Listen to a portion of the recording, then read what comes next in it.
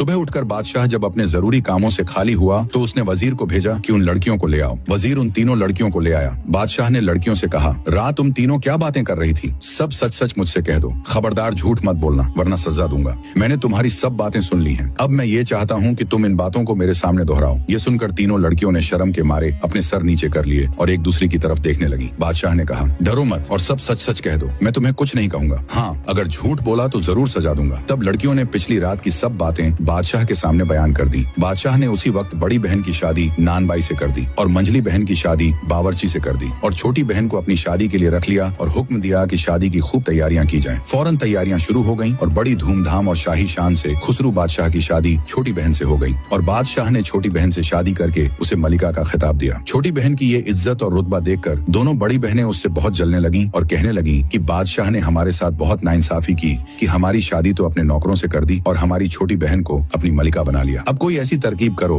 कि किसी तरह बादशाह हमारी छोटी बहन का दुश्मन हो जाए और उसकी इज्जत न करे। गर्ज ये दोनों बहनें उस बेचारी से इतनी जलने लगी कि बस चलता तो उसे कच्चा चबा जाती। मलिका बहन ऐसी नेक और अच्छी बीबी थी कि वो अपनी दोनों बहनों की बहुत खातिरदारी करती और उन्हें अच्छी अच्छी चीजें दिया करती थी। मगर ये दोनों बहनें इसी फिक्र में रहती थी कि ऐसी तदबीर करें कि अपनी छोटी बहन को बादशाह की नजरों से गिरा दें। एक बार ऐसा हुआ कि छोटी बहन मलिका को बुखार आने लगा। ये दोनों बहनें उसकी मजाज पुरसी को आईं और मलिका से कहने लगी, तुम्हारी बीमारी से हमें बहुत फिक्र रहता है। अगर कहो तो हम दोनों बहनें इस जगह तुम्हारी खिदमत में रहा करें और अपने हाथ से तुम्हारा काम किया करें। मलिका ने कहा, मुझे इससे बढ़कर और किस बात में खुशी हो सकती है कि तुम दोनों बहनें मेरे पास रहो, मगर मैं बादशाह सलामत की इजाजत के बिना नहीं रख सकती। तुम अपने अपने शौहरों से कहो कि बादशाह सलामत से इजाजत ले लें। अगर उन्होंने इजाजत दे दी तो फिर शौक से मेरे पास रहना। ये सुनकर दोनों बहनों ने अपने अपने शौहरों को बादशाह के हुजूर में भेजा और मलिका के पास रहने की इजाजत मांगी। बादशाह ने अपनी मलिका से पूछा, तुम्हारी क्या सलाह है? तुम्हारी बहनों को तुम्हारे पास बुला दूं? मलिका ने कहा, आपकी मेहरबानी होगी, बुलवा दें। बादशाह ने फौरन हुक्म दिया, मलिका की दोनों बहनों को बुलाया जाए। जब दोनों बहनें महल में आ गईं तो बहुत खुश हुईं।